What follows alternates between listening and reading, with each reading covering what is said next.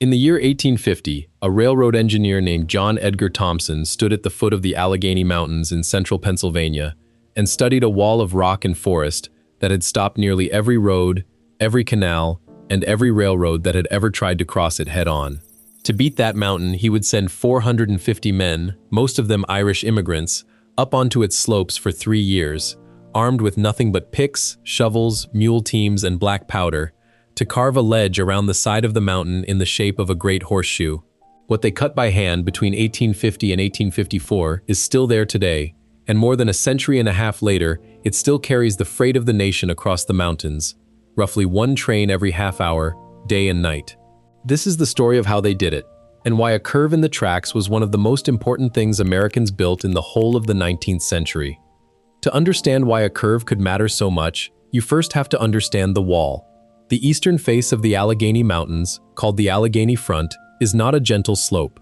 It is a steep and stubborn escarpment that rises up sharply from the lower country, and for the whole first half of the 1800s, it stood like a locked door across the middle of Pennsylvania, separating the seaboard cities of the east from the Ohio Valley and the enormous growing west beyond.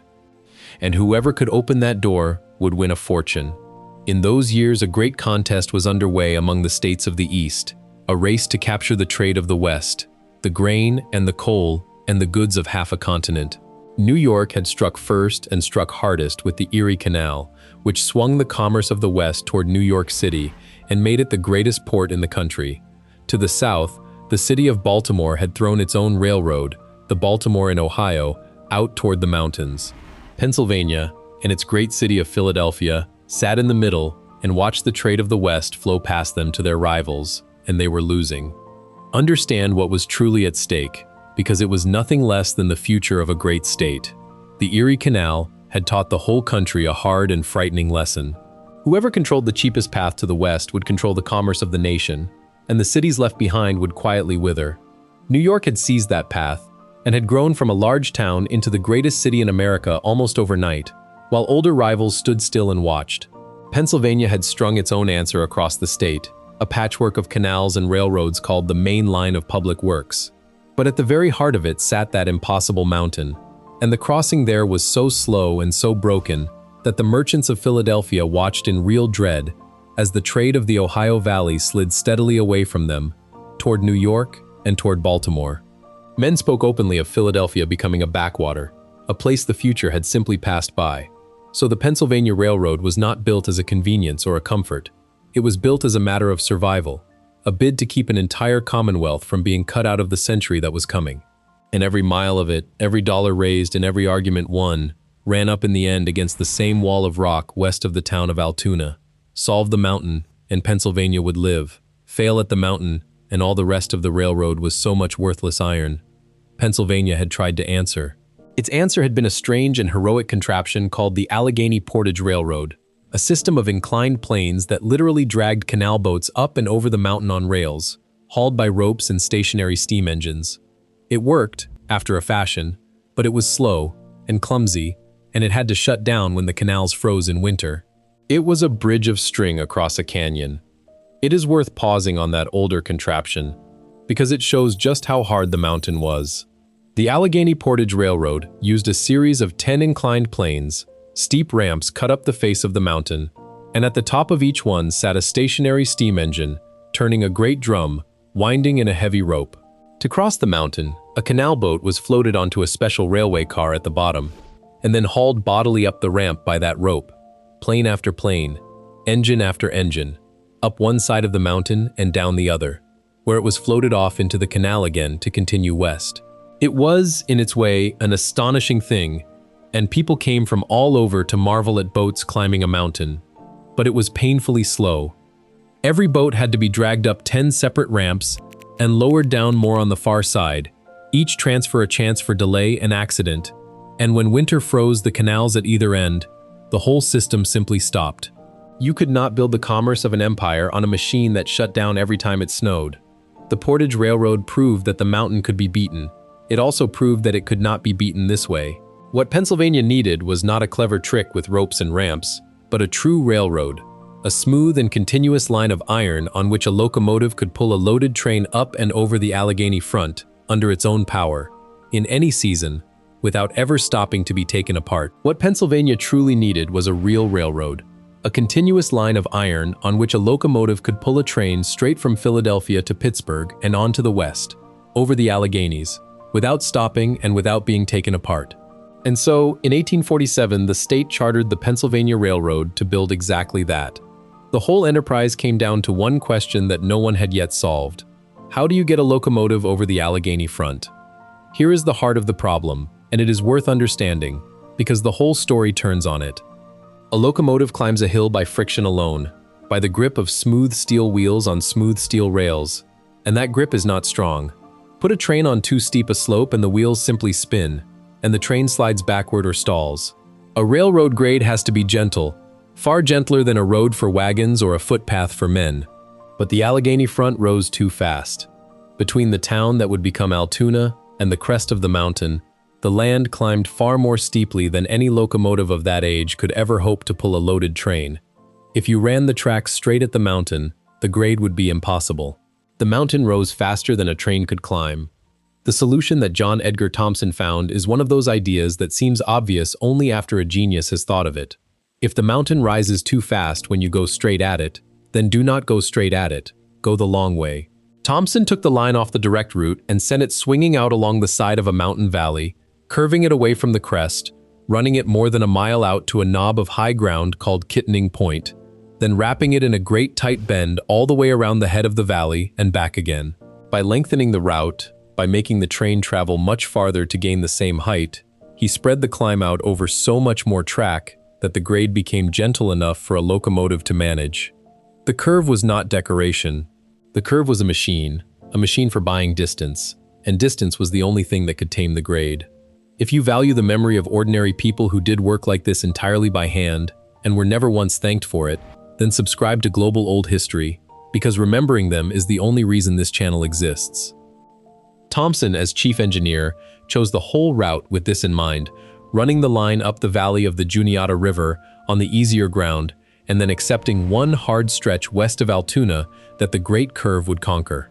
On paper, it was elegant. On the ground, it meant one of the largest earth-moving jobs attempted in America up to that time, and it would all be done by human muscle and animal muscle and black powder, because in 1850 there was nothing else to do it with. The man who conceived it deserves a moment of his own. John Edgar Thompson was a Quaker engineer from Delaware County, a quiet and careful man who had learned his trade on the early railroads and had walked more miles of rough American ground than almost anyone alive. He and his survey parties went up into those mountains on foot, with transit and level and the long steel measuring chain, and they read the land the way a mariner reads the sea, foot by foot, ridge by ridge, hunting for the one line that a locomotive could climb. It was Thompson who saw that the direct assault on the mountain was hopeless, and Thompson who saw the answer hidden in the shape of a side valley, that if he swung the line out to the point of high ground at Kittening and wrapped it around the head of the valley, he could steal the distance he needed. It was a bold thing to stake the survival of a great railroad on a single curve. Later, Thompson would rise to become the president of the Pennsylvania Railroad and build it into the mightiest corporation on earth. But of all the things he ever did, it is the curve west of Altoona that carries his fingerprints most clearly. A single elegant idea, drawn on the side of a mountain, and then handed to 450 men to cut into the living rock. Look closely at what the shape actually required, because this is where the labor lived.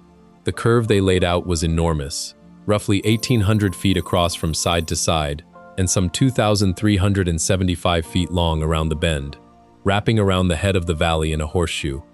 But the head of that valley was not a smooth bowl waiting to hold a curve.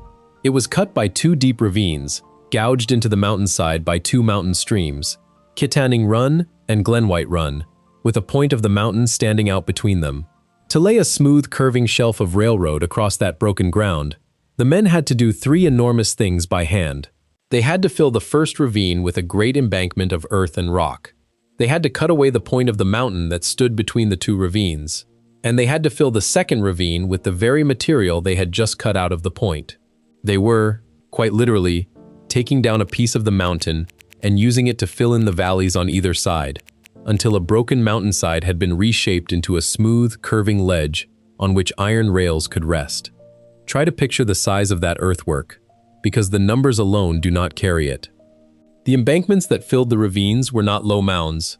They were great walls of packed earth and broken stone, tall enough to bring the floor of a deep mountain gorge all the way up to the level of the curving track, and every cubic yard of that fill was carried there by a man with a shovel or a mule with a cart.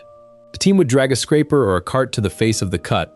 Men would load it by hand with the rock and soil that black powder and pick had loosened. The team would haul it out along the growing embankment, and the load would be tipped into the ravine, and then the whole weary circuit would begin again, 10,000 times over, through 3 years and 3 winters. And they could not simply bury the 2 mountain streams, for a stream dammed inside an embankment will eventually tear the embankment apart. So through the base of each great fill, the men built stone culverts, careful masonry arches, to carry Kittanning Run and Glenwhite Run out from under the railroad, and those streams still run through those hand-built culverts beneath the trains to this day. It was not just digging, it was the reshaping of a mountainside into a permanent and precise piece of engineering, done with the simplest tools human beings have ever used to move the earth. And they did all of it with picks and shovels, with mule teams dragging carts and scrapers, and with black powder to break the rock. Understand that word carefully, because this audience knows the difference. This was not dynamite. Dynamite did not yet exist in 1850. It would not be invented for another 17 years. Every rock these men could not break with a pick they broke with black powder, the old gunpowder, tamped by hand into holes drilled by hand, far weaker and far more treacherous than the explosives that came later. Stone by stone, cart by cart, blast by blast, 450 men took apart a mountainside and put it back together in the shape their engineer had drawn. The men who did it were, in the main, Irish. Thompson's Railroad recruited its laborers from the counties of Ireland, from Cork and Mayo and Antrim, men who had crossed the ocean often with nothing, many of them fleeing the great famine that was emptying Ireland in exactly those years. They lived in rough camps strung out along the line of the work, up on the mountainside, through the Pennsylvania winters. They were paid about 25 cents an hour for a working day of 12 hours. Hard money for hard and dangerous labor, and the danger was real, the falling rock and the premature blast and the runaway cart on the grade. Life in those camps was hard beyond what most of us could imagine now. The men lived in rough board shanties and canvas tents scattered along the line of the work, high on an exposed mountainside, through Pennsylvania winters that bury that country in snow and drive the cold down into the bone. Many of them had arrived in America only recently, straight off the coffin ships that were carrying the starving out of a famine-ravaged Ireland in those very years, and they had come to a foreign mountain to do the most dangerous labor the age had to offer for the wages of a poor man. Disease moved through the crowded camps. Accidents took men who are named in no record.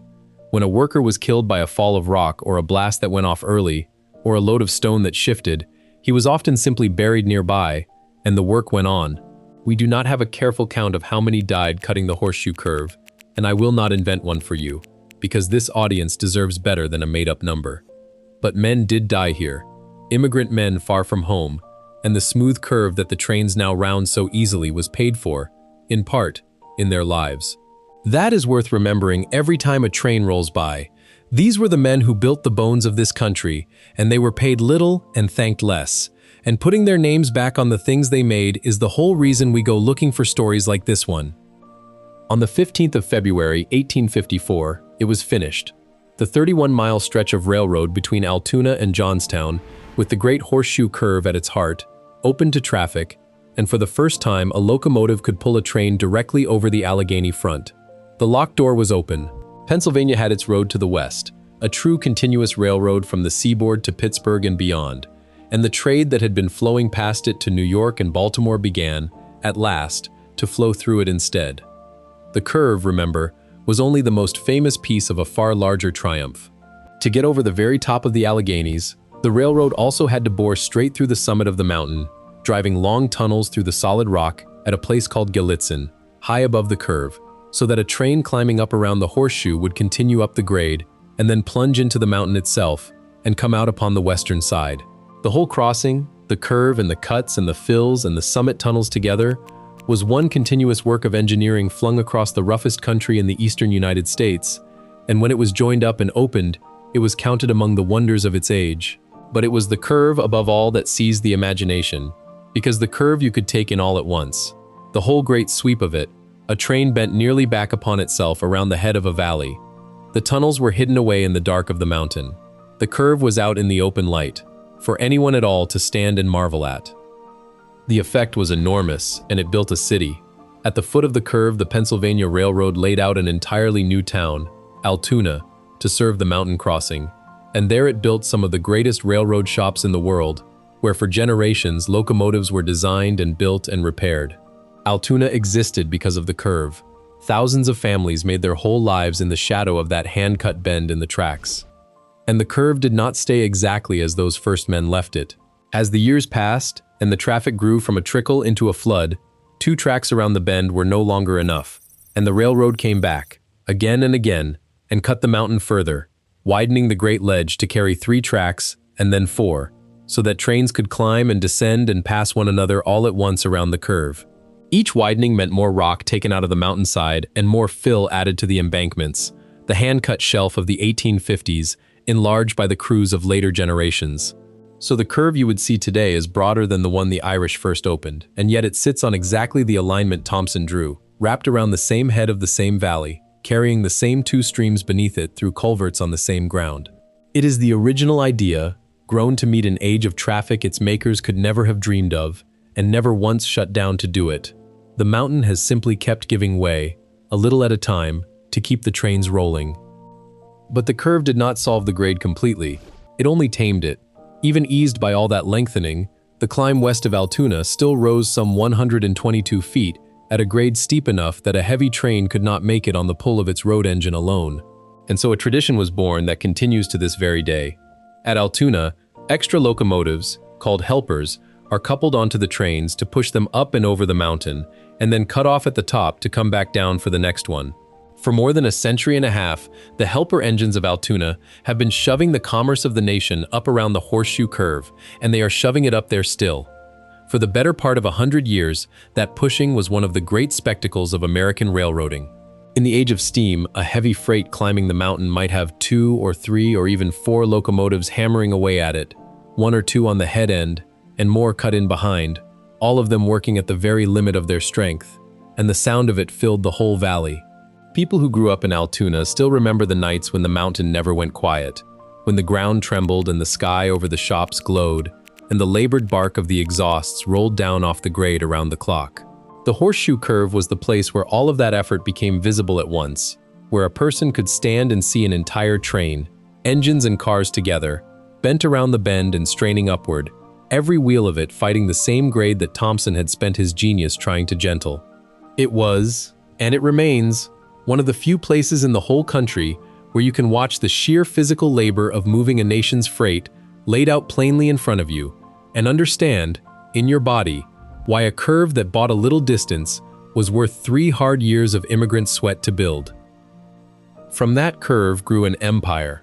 The Pennsylvania Railroad became in time the largest railroad in the world, and for many years the largest business corporation on earth, and the horseshoe curve was its single most famous and most vital point, the narrow gateway through which all its traffic between east and west had to pass.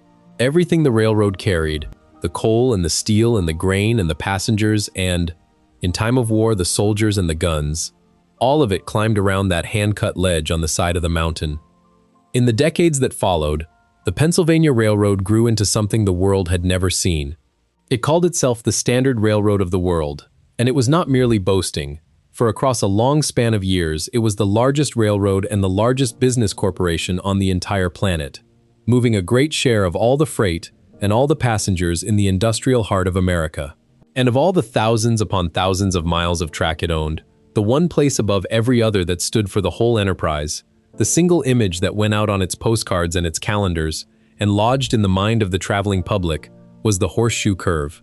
People rode the trains simply to experience it, leaning out at the windows to watch the front of their own train swing slowly into view across the valley as it wrapped around the bend.